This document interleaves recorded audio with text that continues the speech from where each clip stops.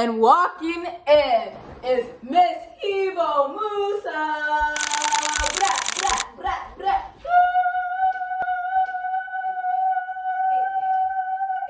With her green boxy, you see the details. You see the details? Couture. Straight from the motherland. Yep. Hey, get it. The hijab lays nicely. Yep. 100% cotton. Mm-hmm, Yeah. You see the gold accents? Yep. Yeah, you know, Somali girl and Dahab. Hand in hand. Yeah, you see one of those? Yeah. Period. Introducing Kafia Issa. Woo!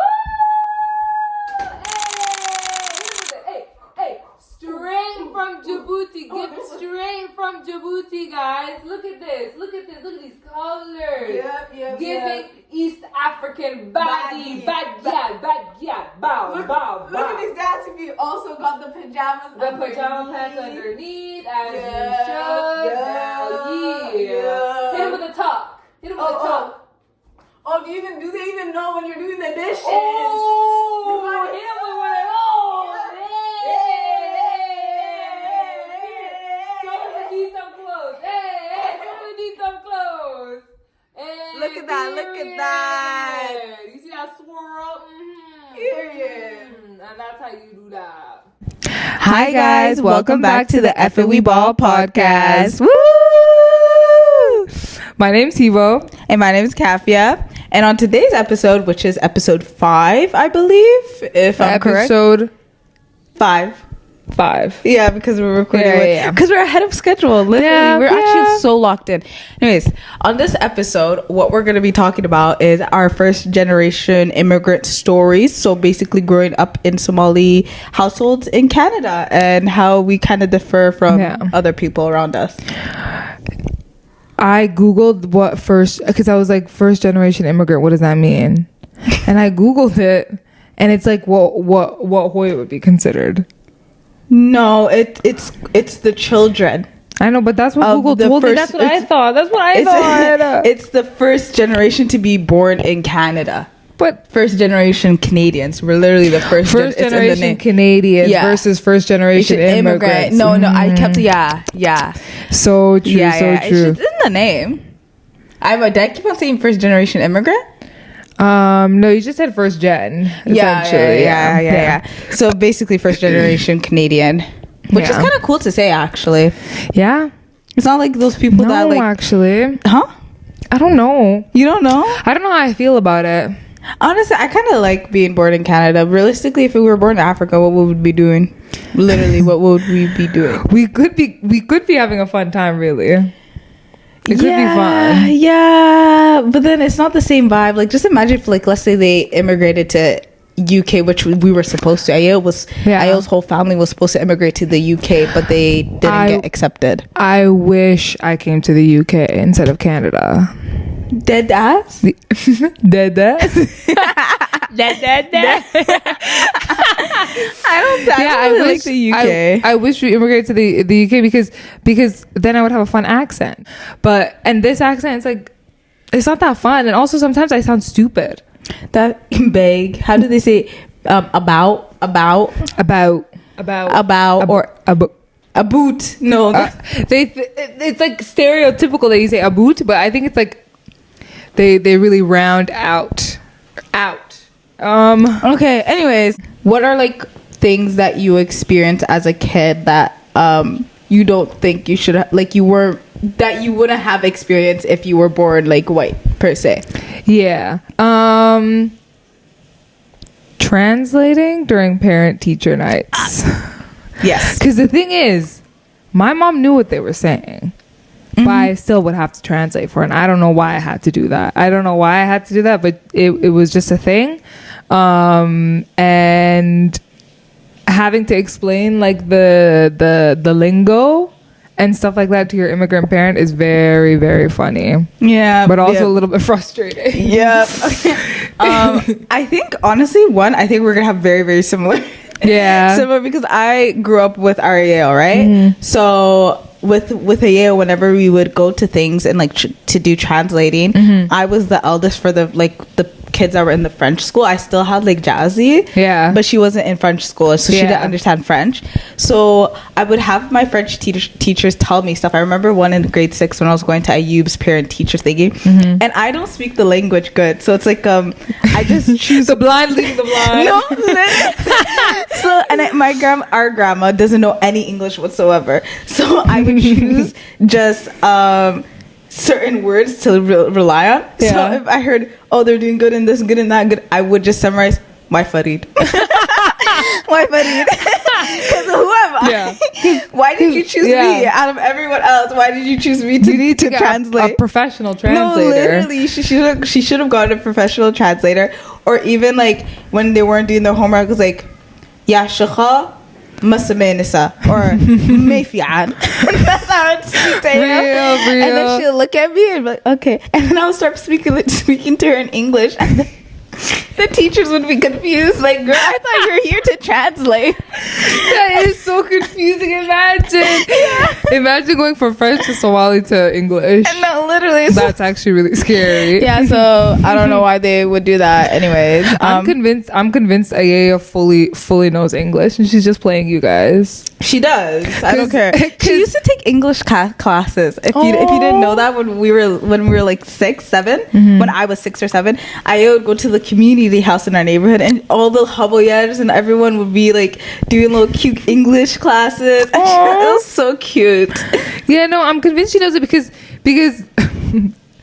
not to hate, but to rely on you guys to translate for her is crazy. Yeah, I also do believe like I was not even a little bit better. I was a bit better at doing that when I was younger, but as the years gone on, it's just slowly disappeared completely because I don't, not to say I don't talk to Ayo, but like we don't really conversate as much. Like you know, it's not shako every day with us. So it's like as much as like we could have understood each other then, it was still very much a broken English. It was kind of like a game of telephone. Yeah, basically. Aww. Yeah. How fun. It was so fun. I don't think, like, I feel like a lot of people don't have to, like, a lot of people who aren't the children of immigrants, they don't get the stress of having to translate for a parent. Like it actually gets a little bit too overwhelming sometimes. So overwhelming, actually. What the hell? Because sometimes there's also sharing like documents, like very, very important documents. And like I remember I would get government documents and I would have to explain to Ayo, and I'm like looking at Ayo, girl, I'm like 10 years old. I don't even understand what these documents are talking about. These are big words. This is not my vocab. And then it'd be like a little bit frustrated. Would get frustrated with me. I would get frustrated at her. It's very intense. And you're just beefing in front of some random person. It's very intense. It's very tense. And you're frustrating. You're sweating. Yeah. I know a lot of different families not even different families, different cultures deal with that issue too. Yeah. What stresses me out the most is that sometimes I have to translate for just strangers, and I'm like, you shouldn't be relying on this information. Do you know how many Somali people at work? Because there's a lot of Somali people that work as like the cleaning staff at work, and sometimes they ask me for directions, and I'm like, oh my god. Cause like I can kinda, but not really. I can't like talk to like a person who only speaks Somali. I can't talk to them in Somali. No, literally. They have to know some English that I can drop a few English words. And I know after you try to help them, they're upset with you. Actually, they're upset. They're like, what the hell? Yeah, they're gossiping about the interaction. They're like, oh my god, look at this stupid boy. They're saying, they're literally eating you up. No, literally. As soon as I leave, and I'm like, oh my god. It's the time that I told one of the ladies that was working, there was a flood happening and I like saw her pass by and I was telling her about it. I don't even know how I told her, like how I tried to explain it to her. But then, she was asking me, oh, where is the flood happening? And I told her, and I told her, and then she asked me like, oh, what caused it? And I looked her dead in the eyes and I said, mochi. Mochi. Which I don't know if you're supposed to use the word mochi in like in a situation where you don't know this person. Like, I say mochi to people in my family. I don't say mochi to random people. You're supposed to say, I think it's like slang almost. Yeah, you're supposed to say like maogi or maogi or magarana. Guys, also I don't know the verb tense. Everything for me has a sa at the end. It really does. Yeah, magarana. You know what? And I appreciate that. At least I kind of know the word. Yeah. I just don't know how to conjugate it. Yeah. Sorry. But yeah, you're supposed to say like maogi or magaraneo, but I just said mochi, and she just was get out of. I felt like she just told me get out of my face. No, she's like, oh my god, why did I ask half the time I was talking to her, I was speaking to her in English. So why did I feel the need to say mochi instead of saying I don't know? Why couldn't I just say? But the thing is, mochi is my default Somali word. It's my favorite word. It sounds so fun. Say. Yeah. Oh my god. You know what? Also, what Somali word that reminds me of you? What? Balayo. I do love saying that word. Balayo, bro. That is you. That For is real. you. Because sometimes, really, you can describe any situation with buk and balayo. Yeah, literally. And it like perfectly encapsulates it. No, literally. What's it called? I also did have a problem with that when I was at school. It was actually one of my first times. I don't get approached by Somali people like that. And when I do, it's usually because I'm with a or like the family, and there's other people around them that I don't know. But I had this Somali girl at my university just approach me, and she's like, abayo. And the only reason why I know what abayo meant was because, first of all, why would anyone call me abayo in my family? Like, if this is, and I feel like people need to understand that. If I'm only interacting with my family in Somali, I won't know a lot of words in Somali, because we're not talking about like everything under the moon. You know what I'm trying to say? Yeah. So abayo is not a term that anyone calls me, right? Yeah. But I only found out about it because of this show. It's like a Somali show that came out in like 2021. I don't remember what it's called, but it's like it was like these high school students, whatever, and these high school students would call each other abayo and stuff like that. And I was like, oh my god, that's the only way you knew. Yeah, I was like, okay, sis. Hey, sis. But anyways, she called me abayo. I was like, oh my goodness. Word unlocked crazy in the wild. Mind you, I just finished an exam, I think, or something like that. Frazzled. So I'm like, oh, hi, assalamu alaikum. And she's like, oh, and she asked me in Somali, like, where's this place, the building that she was looking for. And alhamdulillah, like, it was right in front of us, like the building I just left. It was that building she was looking for. And all I said was, why kani? Kani, hakad, kani, hakad, kani. And those are the three words that I was relying on. And she was just asking me another question, like, yeah. Why kani? No, literally. And then finally she just looked done with me at the end of the conversation, like, dang, I chose the wrong girl. Hey guys, you can't just assume everybody who looks Somali knows how to speak Somali. I'm sorry, some of us are Hoy Matalo. But my mom is here, guys. I promise. She's actually the reason why I don't know how to speak Somali, because when we were kids she only spoke to us in English, and that's a sign of immigrants trying to assimilate. They don't try to teach their kid the language because they're trying to assimilate to the new culture and the new language. So they try to make sure that their kids are fluent and better in English than other languages. So they won't try. But damn. Yeah, it sucks. Because then every time on TikTok, when I see people talking shit about people that don't know how to speak Somali when they're Somali, it kind of hurts. Yeah, it's not my fault. It's not my fault. I don't know it. I am trying to actively learn how to speak Somali right now. Yeah. I used to live in Kenya for a couple years, and I knew how to speak Somali perfectly at that time. And then I came back to this gosh darn country, and I lost it all. I can still speak it, guys. If someone who's not Somali asks me if I know a second language, I tell them yes, I am fluent in Somali. They don't need to know a damn thing. No, literally. If it's I tell people all the time that don't know Somali, I'm like, I speak fluent Somali. Don't question me. Yeah. One time I was at work, and I was me and my coworkers were going out, and my mom called me.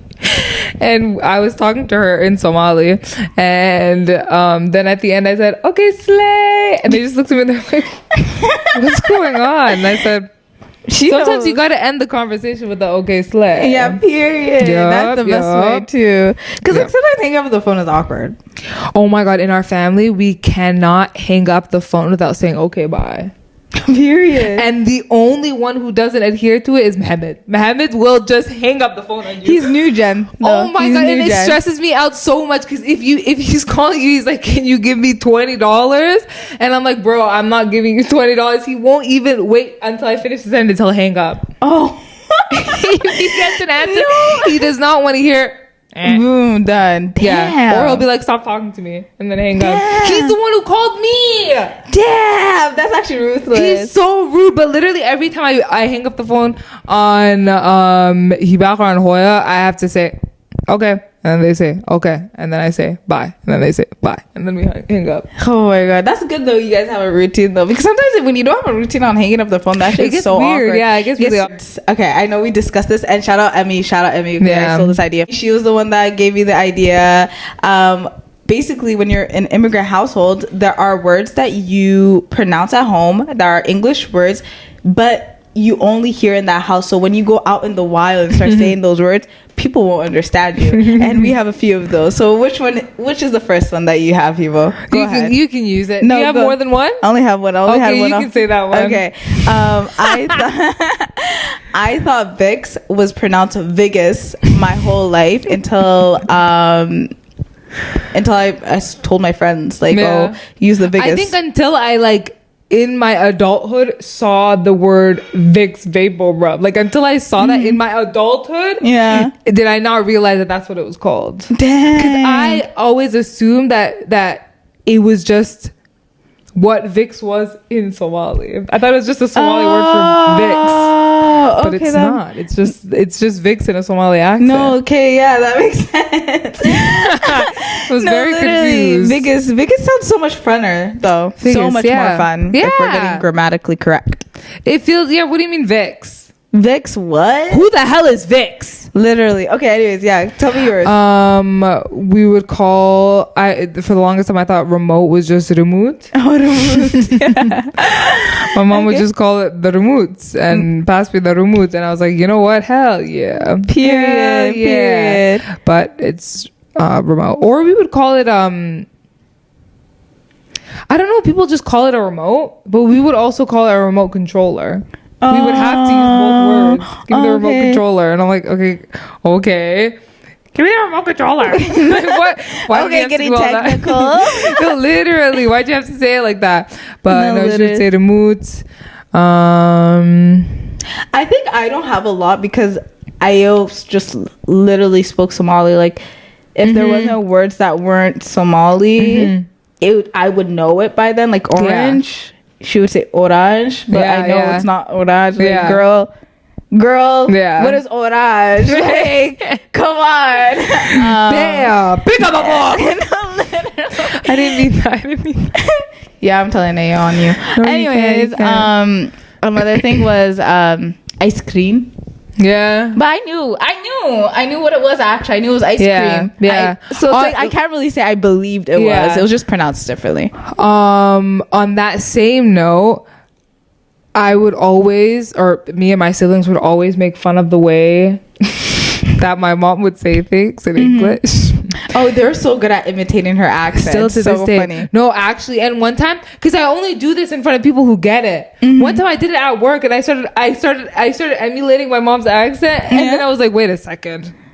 Play that back. No. They don't understand. They don't get it here. No, but yeah, I'm such a big fan of copying her accent, and she doesn't like it, She really doesn't? Yeah, she's always like, you guys always make fun of me. You guys always making fun of me. And I'm like, you know what?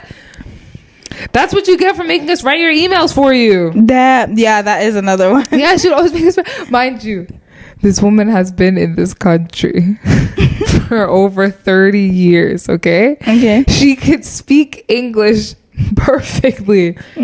But suddenly ordering something on Amazon is impossible. Responding back to an email, impossible. She'll get us to respond to emails being like, I can't spell it.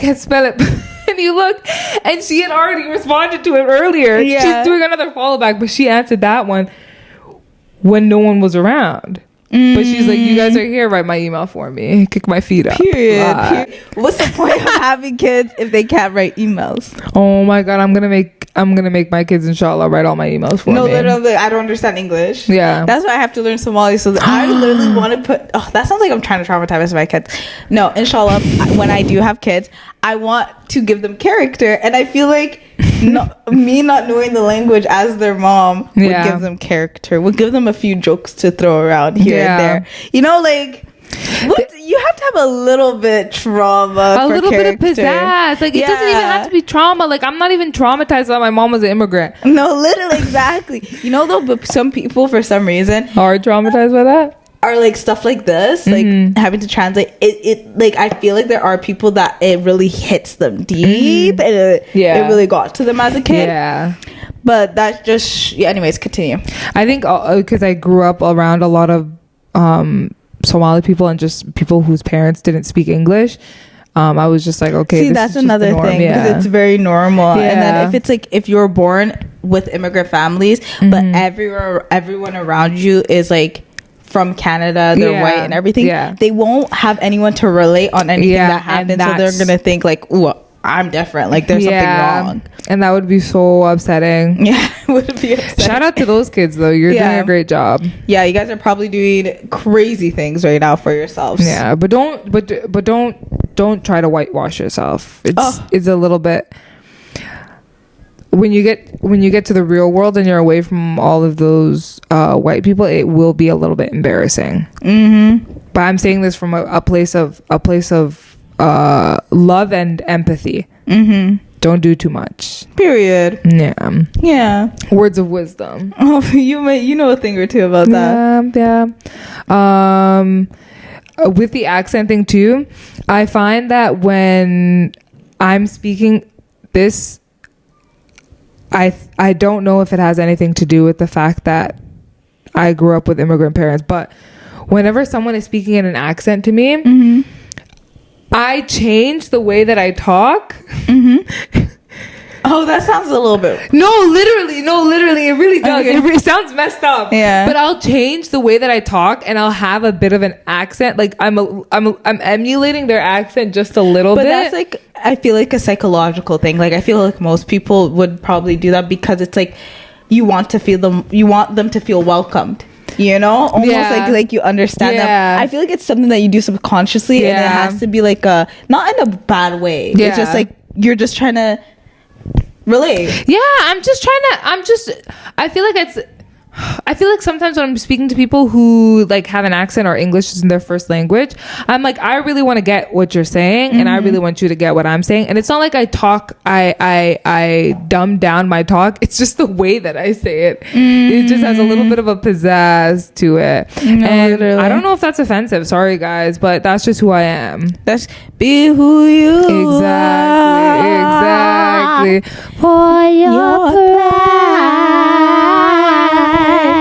Moving on, as first generation Canadians, there are a lot of new things that you have to learn on your own. You're literally thrown into this world like Bambi. Yeah, no support. And one of those examples is going to university or even school support. Yeah. So what do you have to say about your experience when you're applying to university? Luckily, I went to I was the third person in my family to go to university. Like my two older sisters went, and they also went to the same school as me.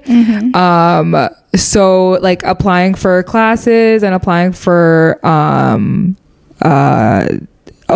and things like that were easier because they helped me with that. But pulling up to your first day at university and being like, what the hell is going on? Like I didn't know what to expect. I also like, there were so many like university culture things that I feel like I didn't understand, not only because I'm Muslim, but also because right before high school, I lived in Kenya. So going to to grade 9 directly after being in Kenya for 3 years was like the biggest culture shock. And so I was trying to adapt to like the Canadian culture in high school, and then it's like one thing in high school because you're like surrounded by all your friends. Like my mom picks me up after school every day, but then I go to university and my mom says, okay, go take the bus. What?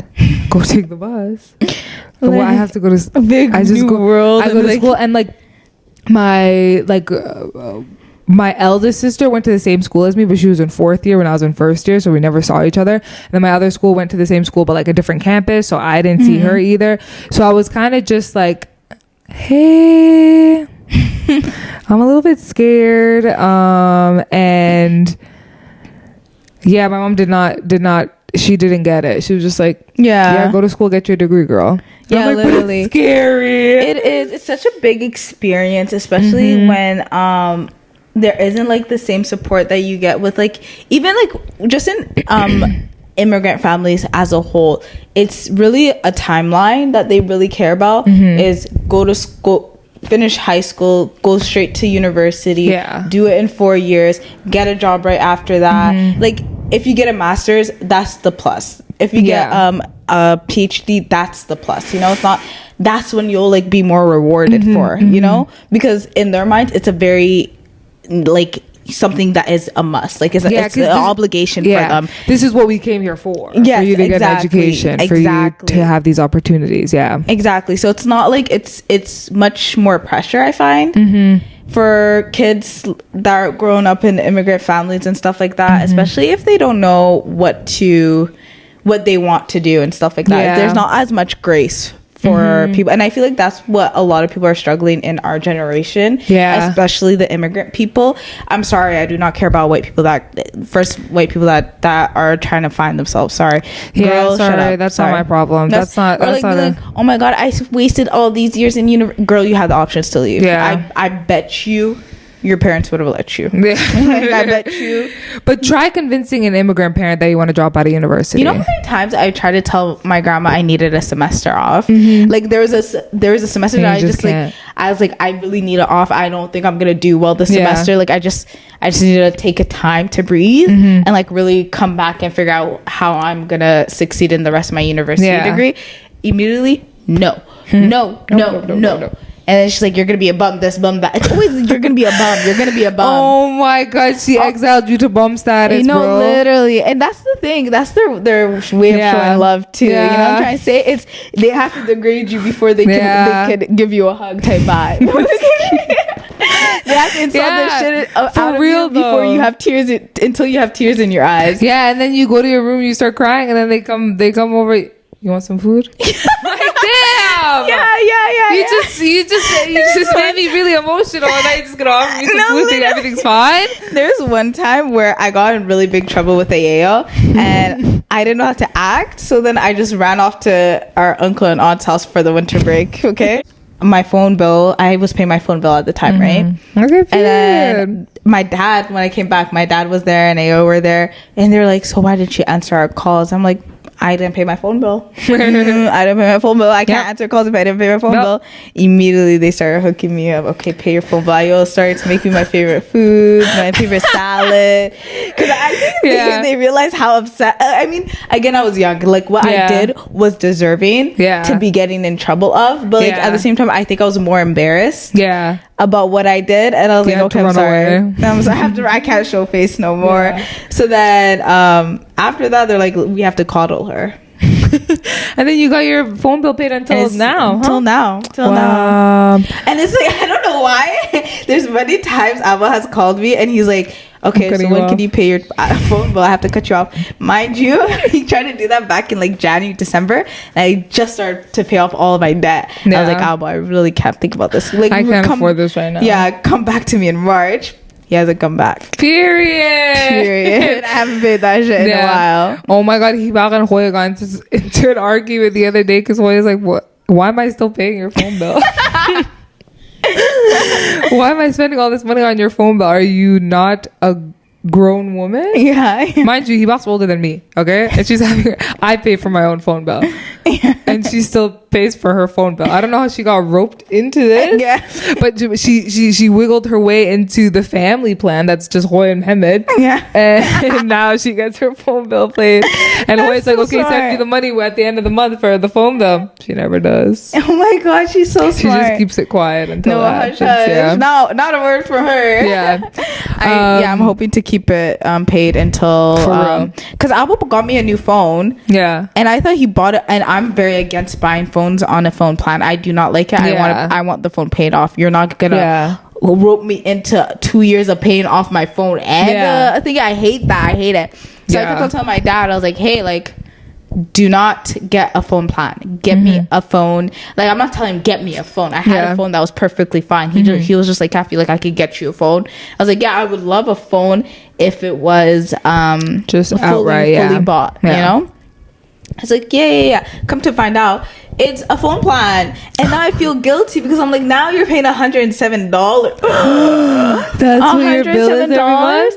That's what he's paying. And I was like, I wanted to, like, I know I was like talking big and bad about how I don't pay my phone bill, but I was planning to start paying my phone bill, and now then he dropped $107. What do I look keep like? paying that. Yeah, what do I look like? Because who told you to get it as a phone plan? Yeah, I told you I don't want no phone. I'm very grateful though. I got a little scared there. I'm very grateful, but I didn't want the phone plan. You're right. You're right. I didn't want the phone plan, but alhamdulillah, like, thanks for paying it. I guess I'm not paying that though until it's fully done. Yeah.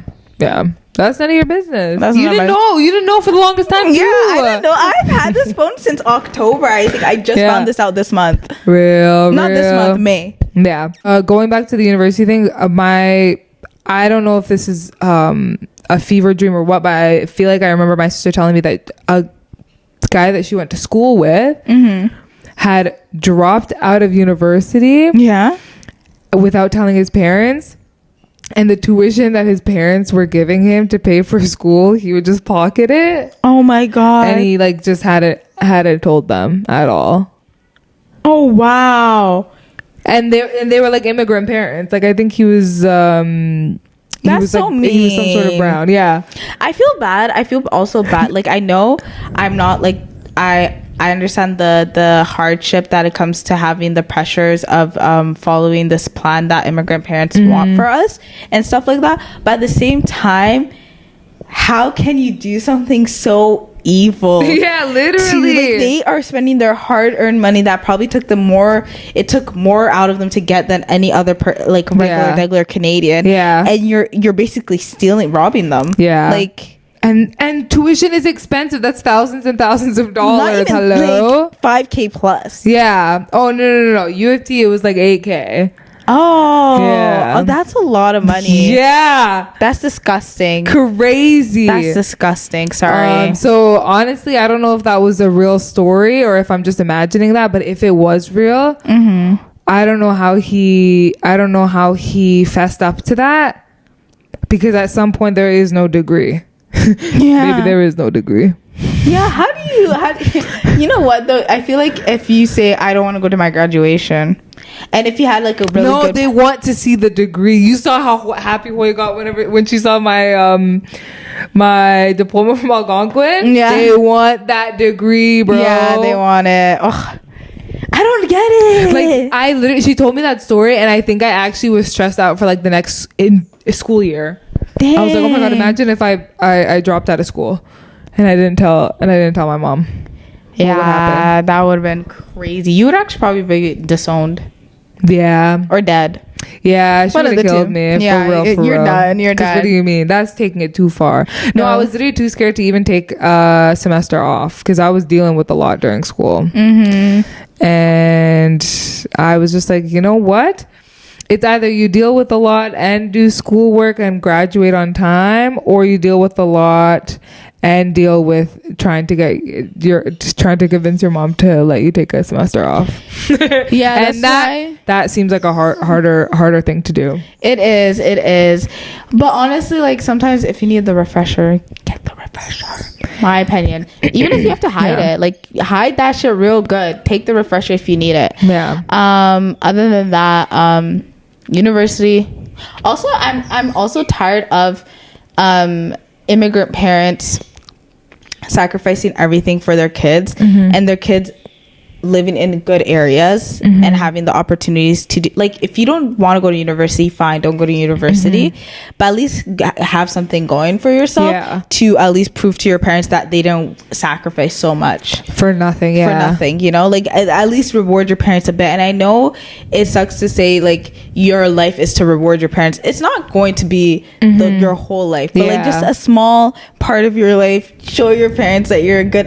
And I think generally it's to relieve them of their stress a little bit, to show that okay, without a degree you still got this job. And there are so many jobs without degrees. Like you can find good jobs, but it's like a epidemic a little bit. It's really scary. Have the degree. It's still going to be hard to find a job. The thing is, you just have to get the job, degree or no degree. But yeah, just make them a little proud. Damn. Yeah, just a little bit. Don't start selling drugs and freaking running the streets. Like, you live in the suburbs. What are you talking about? Why are you selling drugs? Why are you selling drugs to kids? You know what pisses me off is when I see the white suburban kids selling drugs. Yeah, like, what are you doing, bro? How are you white in the suburbs? Where the hell did you get this culture from? No, literally. Where'd you get it from? TV shows? Yeah. Also, that's crazy. You go on vacation every freaking break that you get. Summer break, you go to the cottage. Winter break, you go to freaking Mexico. All this, that, and the third, and you still want to sell drugs, and you still want to do this, that, this, that, and the third. Yeah. After you have all the opportunities in the world, like, just stop it. Pack it up. Don't piss me off. And this might be coming off as harsh, but I'm sorry, the world is a cruel and unusual place. Crazy, especially for non-white people.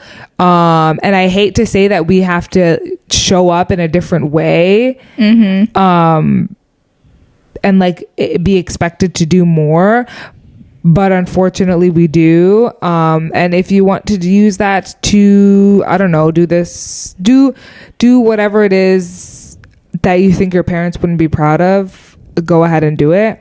But wouldn't it be nice to accomplish something fun and good? And it's like, think about it, like, some people like to parents, like, let's say being an artist and stuff like that would be disappointing. They would hate that for their kids, and if they didn't get a degree and chose to be artists. First of all, I would say go ahead and do that shit. Like, do stuff, like, if your path is creativity, go ahead and do it. Like, just imagine if you are able to achieve something through, but again, the people that do achieve something creatively are people that put hours and hours and hours and hours behind it, right? So if you don't have that discipline, take that shit out of your head right now. Actually, take it out of your head. You're not gonna be an artist. You're not gonna be a writer. You're not gonna be this if you don't have the discipline to do it. But those things are typically what immigrant parents hate. They hate when their kids go into that route. But just imagine if, anyways, I don't have nothing else to say, actually. You know what I was trying to get to? I lost my train of thought there. Go, just find a passion in life and go for it, and you will find success, whether your parents will think that it's going to bring you success or not, whether you think it's going to bring you success or not. If you work hard enough for it, you will be successful. And sometimes that doesn't mean that you have to make your passion a career. Sometimes it can just be a hobby. It doesn't need, you don't need to make it a career. You can get just like another job that you can get with the skills that you have, and then keep doing your hobby, trying to build your life around the fact that you can still work on these things creatively while also being able to make an income. Because I'm sorry, we live in a world where you need to have an income. Capitalism is scary, guys. If you do not have a steady income, you will die. There's a saying to have multiple hobbies, and there should be a hobby that could make you money, as in it doesn't have to be a creative route. Again, hobby as in, like, let's say if you like doing math, okay, that's a hobby. That's accounting, you know what I'm trying to say? So, like, it has to be a hobby that's like a typical job that you can get. I wouldn't call it a hobby. I would be like something you enjoy to do to get you money. And then you would have you need a hobby to be creative, and you need a hobby to be active. Those are the three things that you need in life to live a perfect life, actually. And you'll be vibing. You'll have the time of your life. Vibing. No drama. Do you have all three of those? I do have hobby that I like to do creatively, and I do have a hobby. Like, I like going to the gym. Do I have the discipline to go to the gym? Yeah. Not so much, but I do want to make an effort to run more, because I really do want to do that 5K. I want to do that 5K. Should I join you? Yes, please. It'll be so fun. I can't. That's so scary. Oh, that's so sad. Yeah. But, and then a hobby that could make me money, or something I enjoy to make me money. Haven't figured that out yet. But you're also still in school, so understandable. Still in school. I am leaning more towards a marketing-esque job. Since I do like doing the marketing stuff and like social media, I do enjoy that actually. Yeah. And I think that's probably what I'll lean more towards. But that means I would have to do another year of schooling at Algonquin, and I don't want to do that. You know what? It goes by in the blink of an eye. That is true. It'll be fine. Yeah. Good luck to future Kafia. But shout out. Do you have all three? I think so. Yeah, you enjoy your job. I enjoy my job. I love books, so I'm working at a library. My active hobby is just like, I just love a good walk. Yeah, that's being active. I be walking. Yeah, and then my creative hobby, I would say reading. But that stimulates the brain, though. That's I wouldn't say that's creative. Yeah, it's intelligence almost. Okay, I'm smart. Yeah, you're smart. You're looking your day. I don't like them. They're freaky. No, your day is actually where to meet intelligent. Oh, talk about divergent. It is. It relates to divergent, but that's why they have that name, because they're intelligent. Okay, but that word defines intelligence, an intelligent person. Yeah. Okay. Period. Yeah. I also like journaling. That's fun. That's creative. Yeah. So, creative. So you have all three. Okay. Period. Yeah. And look at me living the life. No, literally. I'm just living that life. Period. On Dutch Gold Classic, but it's still pop. What song is that? One Touch by Charlie XCX. I don't listen. Boom, clap, the sound of my heart. The beat goes on and on and on and on. And that's the only Charlie XCX song I F with. You know what? As you should. You should. Another thing that I feel like is very difficult being the child of immigrants and being raised by immigrants is mental health with no support. No support for any mental health issues that you'd be going through, just because they don't get it. I feel like they understand it to a certain degree because they've been hey, some of them, it took them a while to get here, and it was a long and treacherous path. But where I feel like we're very privileged to grow up in the West to be able to understand that, to understand things like trauma and mental health issues and mental illnesses, and be able to talk about them, or like to be able to, what is it called? Discuss? Reflect? Yeah, like reflect on them, be more aware of them, just because it does affect everybody. But they were just kind of, depending on where they're from, like they were kind of forced to just go. Yes. So they didn't really have time to sit down and reflect, but alhamdulillah we do. Bro, I'd be sitting in that bed reflecting sometimes. And I'm like, damn, I need something to do. Like, no, literally. See, I don't know who's told me it's not even who's told me this. I think there is many studies on this. Is on the point that you were mentioning.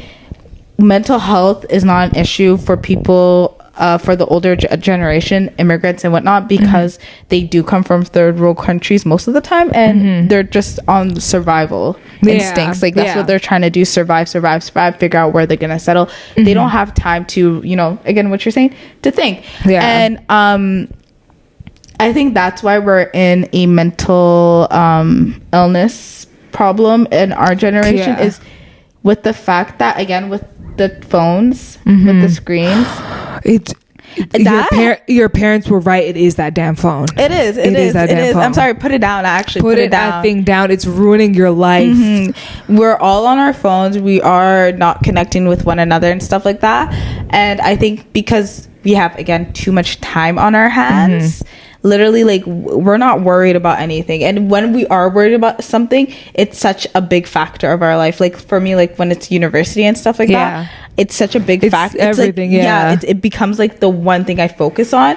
So even if I have pockets of the days where I'm not in school, or you know, I'm actively trying to like distract myself from it, again, I'm not doing, it's not like it's not physically draining, you know, it's all just in my head, like so it's not like something I could like I micro focus on it, if that makes sense. So I feel like that's our problem with our generation, is we tend to micro focus on situations, when back then they didn't have the time to even like sit down to even look at any of their problems until they moved on to the next. Because damn, so much was going on. Literally. They had no iPhone. Imagine the shit that would go down if you lived a life. Imagine you lived your teenage and adult years without an iPhone. It would feel like I had 72 hours in a day. No, literally. Half my day is spent on that damn phone. No, literally. Should we try to do a day without a phone? I'm gonna get a flip phone. I'm gonna put my SM card. Is that called SIM card? My SIM card in a flip phone, and then put my phone to rest for like 2 days. But why am I a 21st century girl if I can't enjoy my time on my iPhone? That's true. God wanted me to be on this earth at this time because he knew I love an iPhone. Yeah, period. I mean, like, it's not my fault I'm addicted to it. It's your fault. It's your people's fault. Capitalism's fault. It's capitalism's fault. This is why sometimes you can't fault the victim too much. The newer generations, or even our generation, we're losing the critical thinking aspect, and the aspect to empathize with one another and stuff like that, especially because we like to be alone. Don't act like you don't like to be alone. Every one of us, we have problems with we have a lonely epidemic going on. It really is serious. It's getting really bad. So I feel like the phones are just distracting us from real world stuff. I think the combination of us being a lot lonelier and us being connected to like every possible thing that's happening in the world at all times, and the fact that we live in the West, and like sometimes I think Western psychiatry, or like Western ways of therapy, is very like, it's something unheard of for parents of immigrants, and in some ways it is flawed, and in some ways it brings a lot of healing for people, but they're just like, bruh, you guys did all this to yourselves. And I'm like, hey, there could be some of that, but maybe you need to look within yourself and find out some of those undiagnosed mental illnesses. Mental some of y'all are walking around undiagnosed. Mental illnesses are typically genetics. So if your parents have a certain mental illness, it's most likely your kids are going to struggle with that. But also environment is a big factor on how they struggle with it. On another note, I did want to say, I think I'm not going to go on to another note. I'll say this first. I do think that immigrant parents are a little bit too hard on us. Even though, like, you know, we are, again, this is our first life, guys. This is our first and only life. We're figuring things out as we go. These emotions they belong to us. We can't understand every single person's emotion, and we live through life with our own eyes and with our own lenses. So something that may seem small to them is, again, my life's problem. You know, like it's everything to me. We've never lived the same life for us to compare our problems. So I hate the idea of the comparison. Well, I went through this and that and the third. Well, I did. I never experienced that. So you drove me to school every day. I had no opportunity to walk 10 miles to go to school. Like damn. How am I supposed to understand what you went through? Like, again, I didn't see it from my own eyes. This is my life. This is how I'm living it. You know? But another thing I wanted to say was, I feel like I've never really went to therapy or anything, but there's times where I did talk to counselors and stuff like that. But I think Western therapy is not a good fit for immigrant people. Western therapy is a good fit for white people because it was, again, tested or created on the basis of a white person and not on the basis of a black person. Like the whole theories and stuff like that. It doesn't. it doesn't really consider resilience. Yeah. I find, and stuff like that, and how people like, because I could go to a therapist, or I could go to, like, when I went to get my accommodation, I was like, okay, this boom boom that the third happened in my childhood, da da da da. And she's like, oh my goodness, I'm so sorry. And I was looking at her like, girl, that's fine. Like I think they don't they won't ever be able to understand or like how to give actual help to people that are from immigrant families or people of color, people Muslim descent and stuff like that. And I don't see the difference in like them getting more people from different cultures and everything to become therapists and stuff like that, or like other cultures just interested in it. But again, they're all learning from the theory of a white woman or a white man. So that's why I low-key don't trust therapy. Also, they're very hyper individualistic. And listen, a crazy person can go to I saw this TikTok and I was like, I can't believe that this person is telling their therapist the entire situation and they're siding with them. Because actually, you go through your life and you're like, okay, you go through a situation with somebody and you're like, obviously it is all subjective, but sometimes it is objective. You're like, I was right. I was the one who was wronged in this situation, and they're the person who wronged me. And then you go talk to your therapist about it, and they're affirming you, and they're telling you like, oh my gosh, I can't believe this, like blah blah blah. And then that person is talking to their therapist about the same thing, and their therapist is like, oh my gosh, I can't believe that happened to you. What do you mean? You're the evil one. I feel like it also contributes it also contributes a little bit to the loneliness epidemic, because everyone is so like me, very very it's like very selfish when people of color, our communities are a lot more family based, and they're a lot more community based. Like, and so for me to tell you all this stuff that my mom did, and then for you to be like, oh, just cut off your mom, it's like, no, actually I'm not going to do that. I'm actually a big fan of her. Or they'll be like, well, tell her what she did wrong, girl. That's not how that works. Like, just tell me how I can deal with it.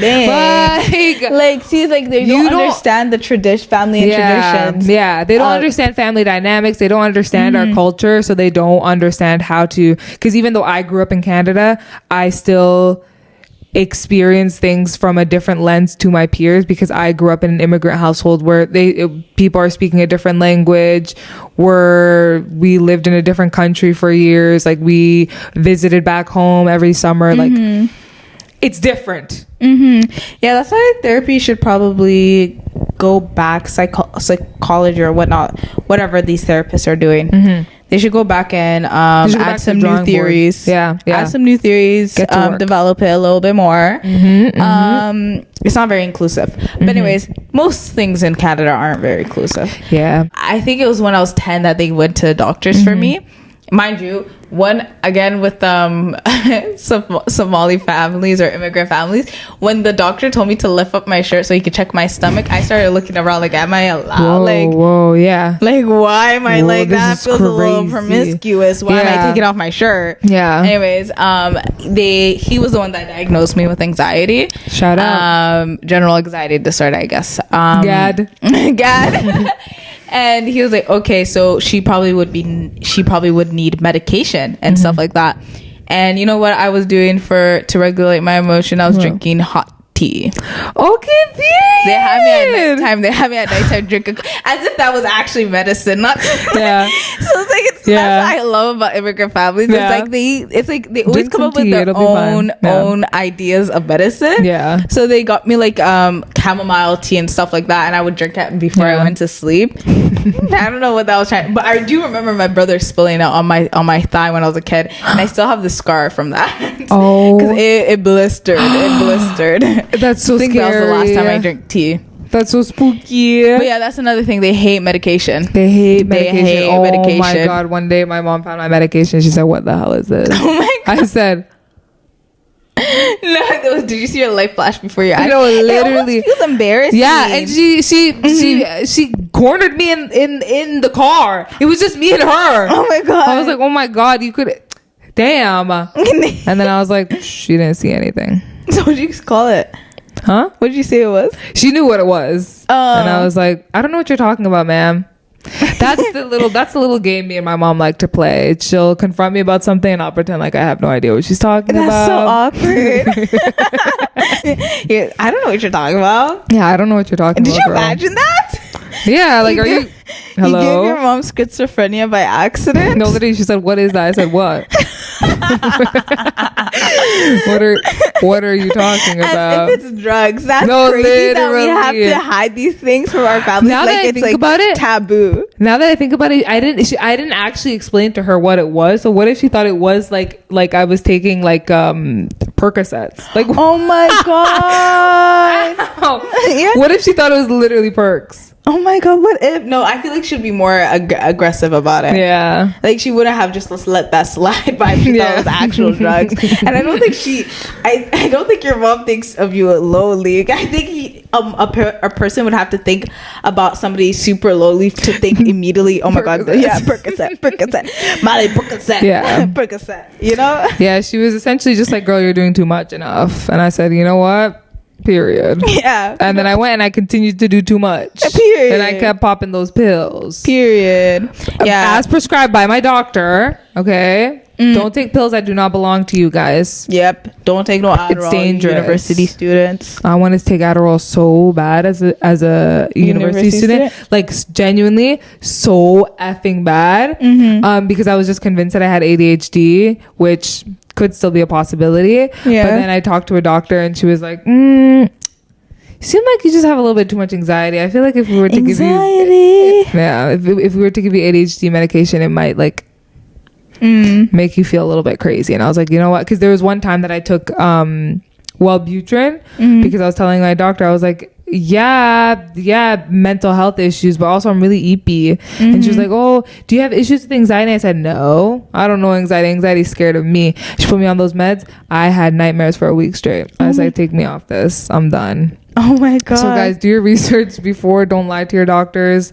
And if you need medication, take it. Get it. Don't hide that. Yeah, if you don't, you don't. But it shouldn't be embarrassing just because your immigrant parent was like, back in my day we didn't need this. Yeah, because back in your day it was survive. Yeah, it was get out of this country or die. And also the world has changed so much from like the 70s to the 2020s. Our quality of life has been going downwards. Yeah, so you literally can't even compare our experiences. Your hardship was like manual labor. Your hardship was like, I don't know, living in East Africa. My hardships living are in East Africa is the hardship. I thought I was literally waiting for you to finish your sentence. I don't know, like freaking having to walk very far away to school. My hardships is trying to find a parking lot at work. Okay. A parking spot at work. It's because you didn't have to deal with that. You didn't have to deal with that. That's not my problem. You didn't have to deal with that. Yeah. If I have to fight people for a parking spot at work, then I have to fight people, and that's a hardship for me. If I get my sock wet and it starts stressing me out, that's just something that it just happens. Okay. No, but you guys were wearing socks back in Djibouti. You guys were wearing barefoot. You were wearing das. You guys were wearing das. You guys couldn't even wear socks. It was so damn hot in that country. Yeah. Damn. And they always make fun of us. I have to go walk to the bus stop in a winter coat in the middle of winter. You got to wear a bati outside all the time. Bati ma'wis. You get to go outside, feel the breeze on your skin. I'm in darkness for half the year. This is my hardship. No, literally. So no, you we are really not the let same. that out. You really let that out. We are not the same, guys. Maybe that's why we're mentally ill, because we have to walk to bus stops in the cold. Maybe it's affecting our brains. Also, seasonal depression is very real, guys. And being in Canada, I feel like we are seasonally depressed all year. Yeah. No, but can we realize it's June and it's freaking cold outside? It was so cold yesterday. It felt like 1 degree. No, literally. Mind you, June 1st. What are you talking about? That's crazy. Global warming. So you got to live in a country that had beautiful weather all the time. You got to live next to the beach. And look at me, landlocked. The best we have is the Ottawa River, and that thing is toxic. Or Mooney's Bay. And that shit is toxic. Or Britannia Beach is the crazy one. Britannia Beach. No, I know people shit in that water. Yeah, half the time there's like a high levels of E. coli in the water. You can't go. Oh my god. Yeah, literally half the time it's not safe to go in. Okay, so yeah, people should. That's weird. I'm also really against people just using bathrooms outside like it's no problem. I keep on seeing these videos on TikTok about how people use the bathroom outside, like it's, especially men. I don't care if you could just whip it out, go to a freaking bathroom. Yeah, stop peeing outside. It's weird. Just it's also illegal, and I will report you. I will call the police on you. I will. I'll use my power against you. I'll exercise my rights. I'll exercise my rights to do a citizen's arrest as well. You pull up. And what about it? You pull up with the fake gun. But citizen's arrest. Yep. No. Yep. Every time I think about citizen's arrest, guys, there was no, it's not funny. It was it was a big story in America. This black kid got killed because a man was trying to do citizen's arrest on him. He was 14 years old. Who? And every time I hear citizen's arrest, I always think about that kid. R.I.P. And the American system needs to freaking fix themselves up. Yeah. Actually, forget. You know what I'm thinking? I'm thinking that war is coming in about 20 years. War is definitely a World War III. War is imminent. War is imminent, and it's World War III is gonna happen in our lifespan. So if you do it, except for the blacks. The blackie. Why am I such a blackie? That TikTok. No. This white girl is in a store like a Target or whatever, and she's like black on black on black. She's wearing all black. She's like, oh my gosh, why am I such a blackie? And then her friend is like, I don't think you should say that. What's it called? No, but to all POCs, I actually rob that bank. I actually do all crime that you want, because listen. Capitalism is gonna die again. What Emmy said, we're in late stage capitalism, so we need to get rich. We need to, because once World War III happens, a big recession is gonna happen. Great Depression is gonna happen. This has been really on the top of my mind. This has been really scaring me, because if I'm not like top 1%, I am actually gonna struggle in life. And what's the point of living if I have to struggle? Nah, for real. That's why you gotta learn how to like grow your own food source and be the primary source. Yeah, you don't need to go to no secondary third sources. You can just get I'm gonna straight start from the source. Get a cow. I'm gonna do potatoes. Get some potatoes, tomatoes, all the veggies, grow it in your garden, the chicken, bacon, and live off the grid. Who cares? Who cares? Anyways, at this point? yeah. So guys, watch out. World War III is coming. World War III is coming, and low-key, we might have to take notes from the parents. We might have to take notes from the older generation. Oh my god, it's all falling back. I bet they saw some shit back home. I really hope it doesn't happen in their lifespan though, because I don't want them having to experience that again. Yeah. Misky. After they've struggled to come to Canada. Yeah. Oh yeah. Please, inshallah, that's actually not the plan. Anyways, moving on. Yeah. What are some other crazy things that you experience as a first generation immigrant? Like, maybe I don't have anything, but what are some crazy things you've experienced? There's kind of like the very stark difference between you and your white or like not Somali counterparts, where some of them, where your clothes always smelling like food when you leave the house, and you having to be like, what's that smell? Piss off. Or calling everybody that you know, your aunt, your uncle, or your cousin, and then being like, damn, how many cousins do you have? Just figure it out. Like, that is that. Like, leave me alone. Like, this is my aunt. Yes, I just met her right now, but this is my aunt. Yeah. Talk to her nice. This is my uncle. I don't know who this man is, but this is my uncle. Talk to him nice. Yeah. Don't piss me off. Yeah. And that's my cousin. And no, cousin was a big thing. That was a big thing for me growing up. I called like, everyone how many cousins do you have? Everyone in my old neighborhood were all cousins in my mind. So when I moved to I was telling these people about my cousins and stuff, no one would believe me. And you know what? They were right, because how many damn cousins can I have? How many damn cousins can I have? For real. I think I have a lot of cousins though. You probably do. Well, already on your mom's side, you have a lot of cousins. Yeah. And then on your dad's side, you must have... How many siblings did your dad have? Oh, one of my... Like 10. Yeah, and okay, one of them has like 10 kids. Oh my god. So yeah, a whole lot of cousins. That's whole lot of cousins. Crazy. Another thing that really stressed me out is the difference between I don't know if this is just my mom thing, but I find that a lot of times when I go to a Somali person's house, their house is typically very clean. You go into the house, smells like unsi, like nothing too much. Sometimes I go to other people's houses and that toilet does not look like it's been scrubbed in years. Why is there a ring around the toilet? What is going on? And I don't know. I think I got my cleaning habits from my mom, because my mom can clean like a crazy person. But I feel like Somali people, they like to keep their houses clean. But other people, for the most part, some people, I'm like, your couch is really scaring me. Your couch is really stressing me out. I don't like it here.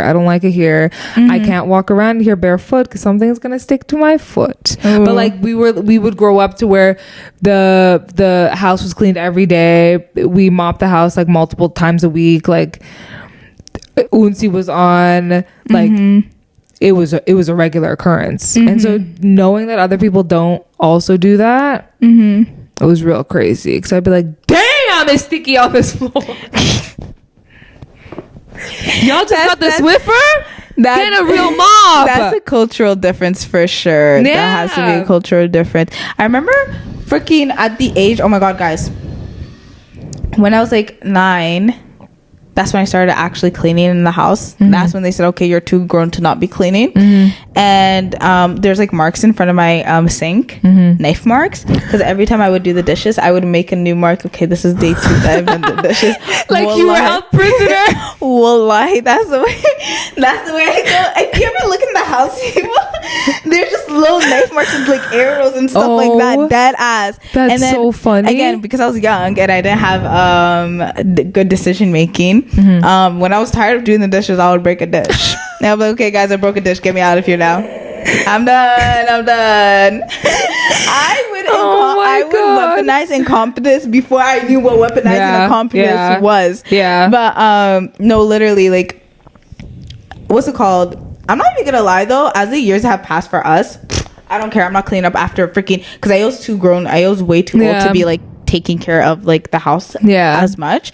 And I'm way too grown, and these damn other people in this damn house are way too grown to be cleaned up after themselves. I'm sorry. Up shit. Clean up. I don't care. So yeah, I've like, alhamdulillah, at least, because I know some families are very like, they're very strict on like the girls and stuff like that. And that was me. Yeah. On the girls to clean and everything. And yeah, I did experience that when I was younger. But then I think once I hit like grade 10, everything just started to slack. Like, I did not hear anything about cleaning anymore. But then Ramadan comes around, and then they're like, oh, Kafia, Amran, get into the kitchen and start doing those damn dishes. And what about those big ass boys? Yeah, like, dang, why can't they wash after them? But like this Ramadan, we didn't really have home cooked meals like that. Like, it was everyone for themselves. So we all just cooked our own things, and we would have to clean up our own messes. So it was less work this Ramadan. Last Ramadan, kill me. That was crazy. It was a lot. No, actually, when I was younger, I feel like I really did slack off when I started going to university. But up until grade 12, even when I lived at the other house, me and that kitchen, I remember that kitchen saw me the most. Yeah. My goodness, every second cleaning something. He will clean this, he will clean that, he will clean this, I felt like Cinderella, guys. And some of those days, that was my 13th reason. Yep. And during Ramadan, oh my god, I was like, I should actually just start breaking plates. Yeah, no, literally, I should because after I broke a few plates, they didn't ask me to do the dishes for a long time. It was a great idea. No, Muhtad's job at my house was literally dishwasher. Yeah. He said when he was tired of washing plates, he just started breaking. No, because literally, what are you gonna do? I'm sorry, it slipped. Haha. But it's slippery. no, I literally, and the amount of crashing out that I did in that kitchen was actually so crazy. You know, when you're mad at someone and they leave and you're just like, whoa, and you're crying. Yeah, and you start like in a corner. Oh my god, I hate this house. Oh my god, talking about that Oh feeling, my God. I think there's so many videos, and again, the same thing with immigrant families where you're not allowed to show emotions, and you're not allowed to cry. And so like, there's so many times where I've gotten so angry with everyone in the family where I think we were talking about this recently about how like try to be mysterious during school. I'm like, okay, today's the day I'm gonna be mysterious and stuff like that. There's days where I would get in trouble with AO, or like my AO or our AO would yell at me really badly, and I would be upset. I'm like, why is she yelling at me? I'm not even the one that did it. You know, and I start crying in the bathroom. Like actually going crazy. And then I'm like, I'm just gonna be angry for the day. No one's gonna understand. The second I left that school bus to get into the class, Hey guys. hey. But yeah, Somali families, the way that we grew up, and we're not allowed to like cry. Like the fact that was like the norm is crazy, to withhold your own emotions and stuff like that. No, up until last year, literally last year, I got into like a really bad car accident, and I called my mom first thing, and I'm crying on the phone to her, and she's like, what happened? I said, I got hit by a car. And she's like, why are you crying? I said, what do you mean? Why am I crying? I almost died. And she said, are you okay? Are you hurt? And I said, no. And she's like, okay, so what are you crying for? It's such a traumatic experience. I'm like, oh my god, mom, I'm literally scared. I'm literally scared. Can you just say everything's gonna be fine? But no, she's like, just stop crying, girl. Go tell the police what happened. Period. I'll come meet you. And I think it's because they know that you have because your mom knows, like, oh my god, I'll be there, you know, like there's no reason for you to worry. I know, but damn, it sucks that that's like the norm though. Don't cry as the tears are streaming down your face. Literally. Mind you, everyone during that car accident came up to me and was like, are you okay? I'm like, guys. Mind you, it was like a 5-car pile up. Some lady got taken out on a stretcher. Astaghfirullah, I hope she's okay. I think she's okay. It was very, very minor injuries. My car got totaled. Okay. Like it was very minor to us, but to my car, very severe. And R.I.P. Daco. R.I.P. Daco for real. Gigi, I miss you every day. The original. But yeah, she was just like, okay, stop. If you're fine, if you're physically fine, stop crying and go do the police report. And I said, period. Yeah, she actually said, nah, bro, don't do tears that. In my face. You know, my mom is very much like, why are you crying? Like, it's a very valid reason for me to cry, but she's always like, why? And she's like saying it genuinely, like, I don't get why this is making you cry. And I'm like, bruh, because like literally it's just the sympathy aspect and the empathetic aspect. They just don't have it. They don't understand. It's fine though. It's not connecting. I get it. I think generally I warmed up AL to understand my emotions. Like I'll literally go up to AL like, I'm sad right now, and she's like, oh, what happened? And then she like reach out and try to give me a hug. Oh but then every time I do this thing in the house where they like tease me and I start to cry, guys. I'm not actually crying, but they generally, Amran and Ayo generally think I've cried over these things, but I'm like, what do you mean? Like, I've never even actually cried. Why would I cry in front of you guys if you're teasing me? That's embarrassing. You know what I'm trying to say? So I'm like, but for some reason Ayo laughs, like if she genuinely believes I'm actually crying over the thing she's saying about me. I've never seen Ayo cackle in my life like that. Like, she is holding in her breath type laugh. I'm like, okay, so like, is this who we are now? Like, okay, we're bullies. Noted. But I rock that. I rock with that chick heavy though. Yeah, she's so cool. The other day, when we were at the hospital, we were leaving, and there was a water fountain that's like low to the ground. And I looked at everyone. I said, "Guys, this is one fit for you," because Guys, our Ayo, she's this tall. Like, she's 2 feet tall. So yeah, I think she's, to be more specific, I think she's under 4'10". Yeah, she has to for be. sure. And I said it, and then I said it to my mom, and then my mom said it to her. I was like, "Damn, girl, I didn't say it to her.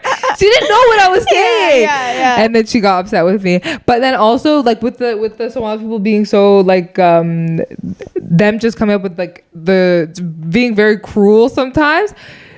I don't know where the hell this came from, but she calls me Asha Dere. Yeah, who's Asha? I get it, it's because I'm tall, but who is Asha? No, literally. But she always calls me Asha Dere, and I'm like, damn, do you even know what my name is? I don't even want to say what she calls me, and I think the dead.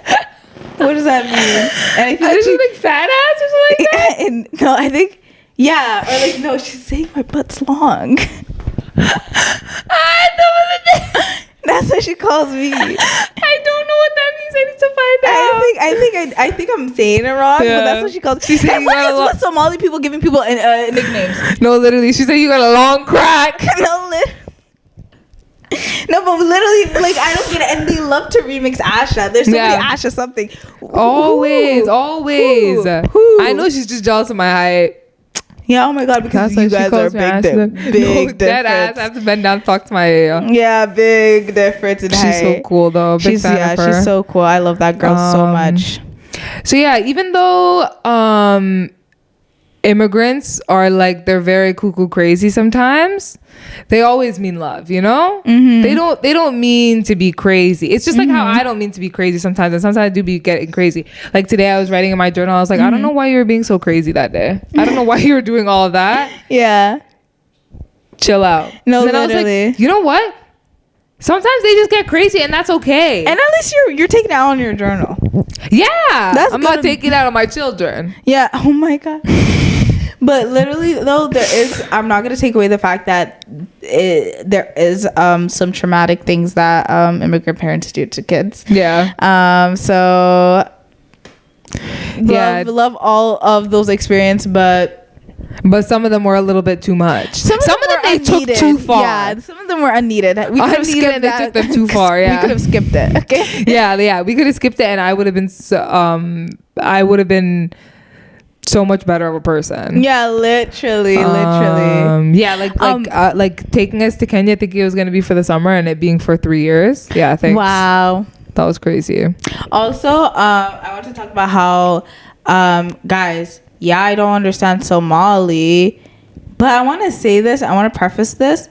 All Ayo ever spoke to me was in Somali, so I feel like there's something not clicking here. Yeah, something isn't clicking. He always talks to you Somali, so I don't get it. I don't understand. Like, I always say the reasons why I never really caught on to Somalis, because again, it's because Ayo would tell me demands. Again, I was not we weren't kikiing, okay? Me and Ayo the same things that she was saying to you all the time. It was the same things that she was saying and stuff like that. And I think that's generally probably the reason why I didn't catch on to it. I mean, I do understand the language.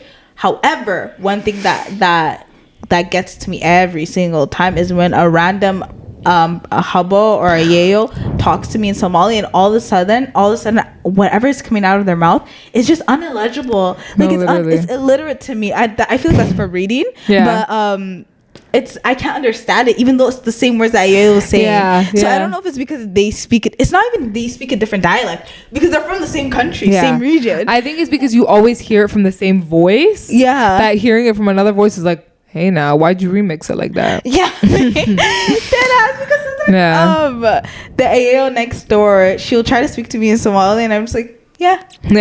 You kind of just have to smile and nod at them, be like, yeah. Or you know what I don't get? I don't get the back and forth with the like assalamu alaikum.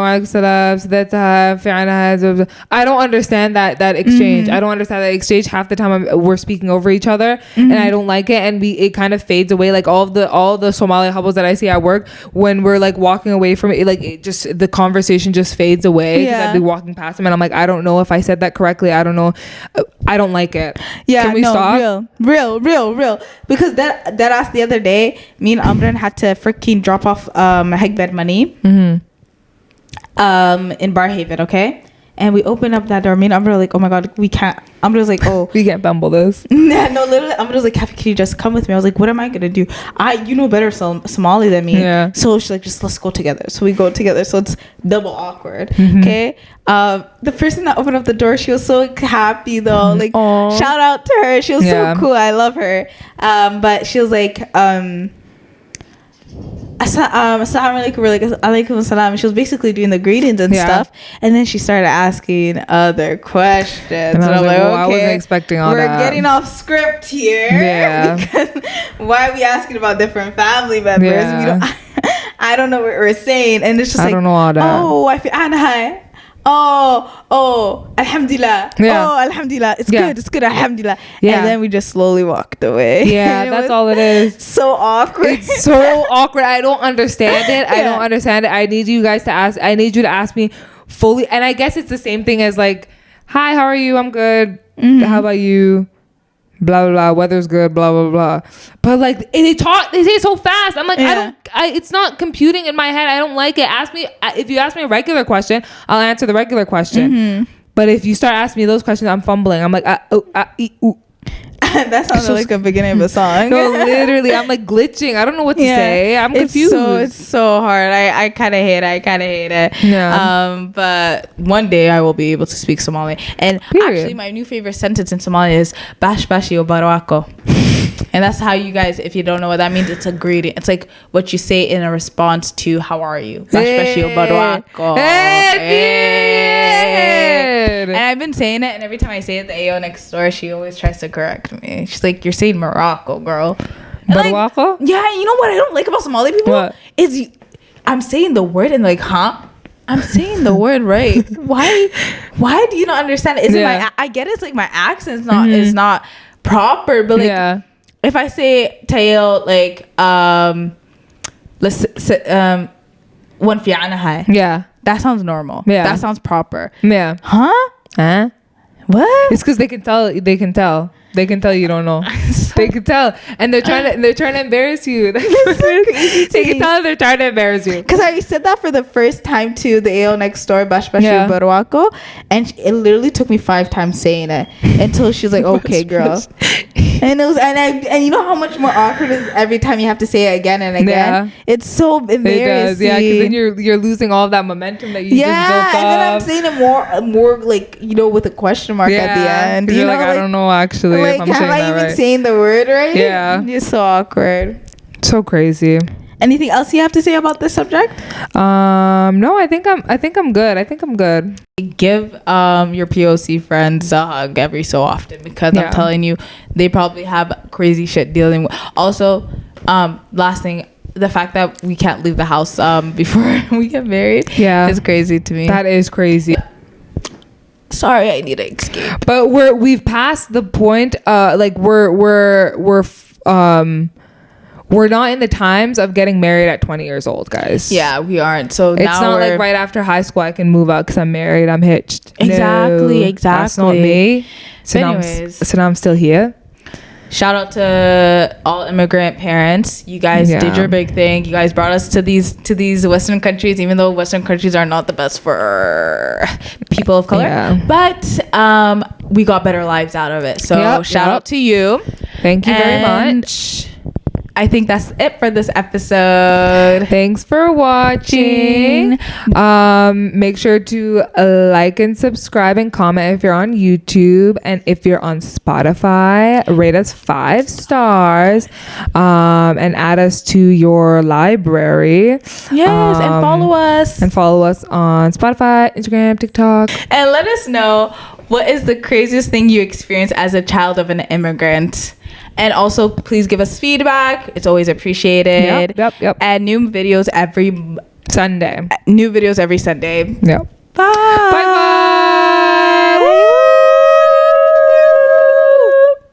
It goes to our fashion show. Yeah.